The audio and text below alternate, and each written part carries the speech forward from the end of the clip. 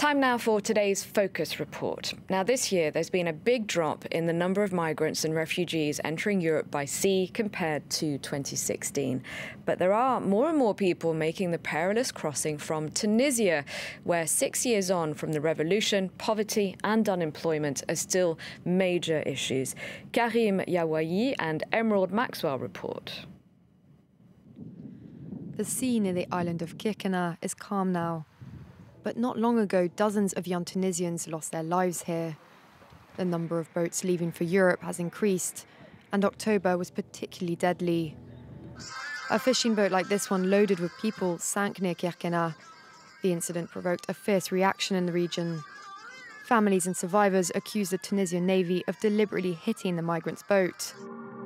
Many died, but some lived to tell the tale. جينا الناس كلها روحنا في الماء هكا على اليمين وضربنا دخلوا فينا ديريكت فهمت كيفاش ونسمع في الناس تعيط وتشلبك واللي يشارك واللي يكبر واللي يشاهد تسمع كل شيء فهمت واللي يعيط ما تنجم تعمل شيء ما تنجم تمشي لحد لا تفهم معناها الشقف تقسم في زوز لا تفهم معناها تقلب لا تفهم حتى شيء. The authorities didn't respond to our requests for comment, but they've promised to shed light on the case and to punish those responsible all the way to the top.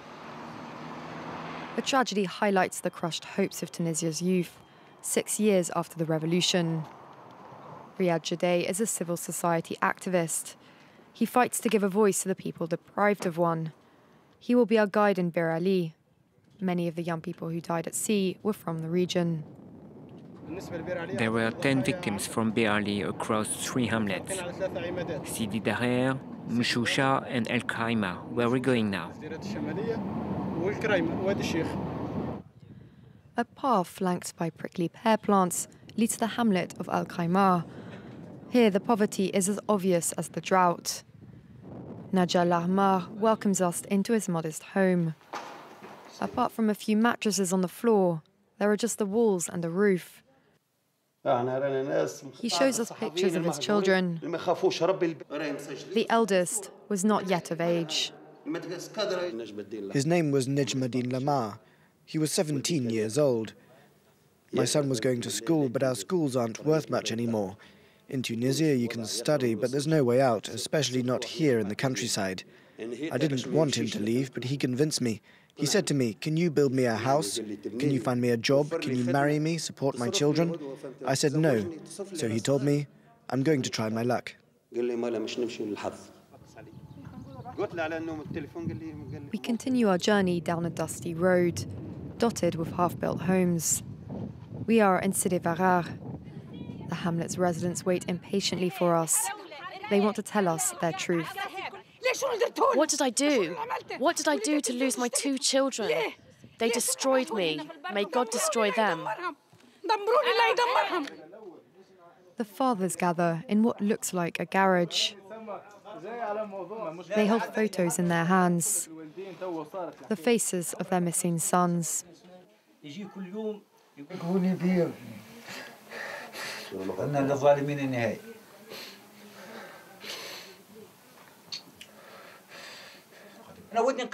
I raised my son for 21 years. For him to leave on this boat, it's because of poverty. Look at how we live. They don't care about people. They have no humanity. They don't care about our faith. Their children are in Britain. They go to France for their healthcare. Here, our hospitals are dilapidated. Our roads full of holes. They have luxury cars and bodyguards, and we have only God. Mohammed is still waiting for his son's body to be brought back so that he can grieve. Since my son went missing, I felt crazy. At least if I get his body back, I'd be more at peace. The blood of Tunisia flows in my veins. But where are we now? Where are we? I just want an explanation from the highest official. On the radio, they announced that 1,800 migrants have arrived in Italy. So where was the military and the coast guards?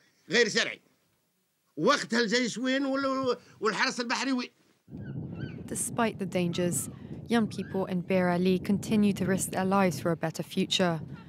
Authorities even accuse families of sending their children to their deaths by helping them save up the money to go to sea. This house under construction belonged to one of the shipwrecked. Work on it was just beginning, now like their lives cut short.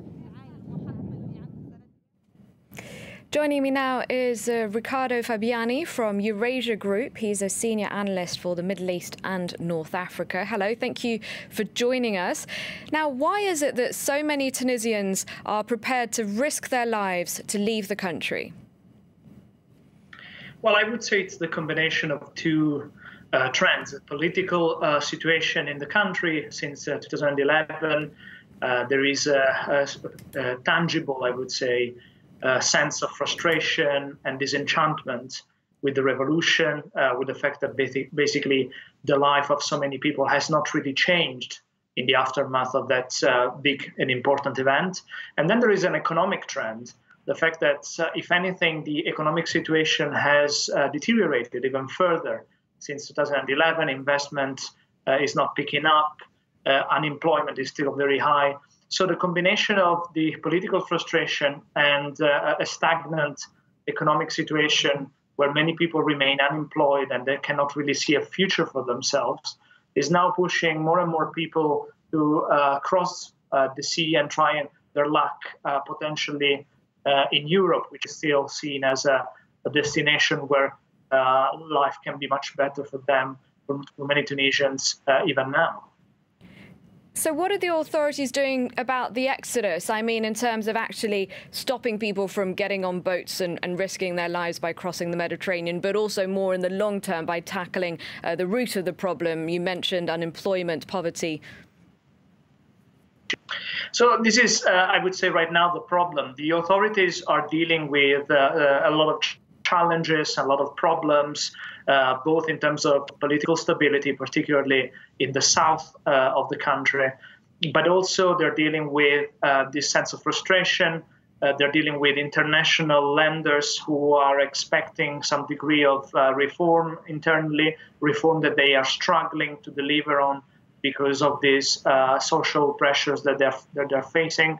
And most importantly, the authorities are completely absorbed by short-term challenges, short-term pressures and problems, and they completely lack a long-term vision for the development of the country. They are unable to come up with a plan or with a program that could, in the short term, convince the population to wait until long-term benefits are finally tangible and realized in the country. This is the problem. This is the conundrum right now for the Tunisian authorities.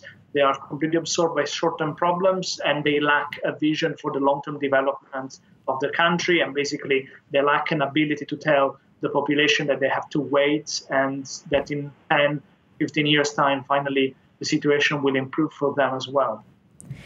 Now, it's not just Tunisians crossing from that country. Why go to Tunisia? Has it become harder to leave from neighboring Libya? That's possibly an explanation for this. The fact that in the past few months, particularly the Italian authorities have cooperated with the Tripoli-based government and some of the militias that control the smuggling and the human trafficking business in Libya. And apparently they have managed to curtail the number of migrants who want to reach Europe. They've managed basically to create the situation that has obviously society that has basically pushed many people to criticize also the situation, because there are accusations and allegations of human rights violations. So it's possible that instead of using the Libya gateway to Europe, migrants are now trying to look for alternative ways, and one of them is potentially Tunisia. Obviously, it will not be the same as in Libya, because there is a state and there is still a monopoly of force on the country. So that means that the migrants will not face the same conditions as in Libya. But it's possible that right now we're facing basically a situation where migrants are looking for alternative ways to reach Europe. All right, thank you very much indeed for your time and your analysis. So Riccardo Fabiani joining me there from Eurasia Group.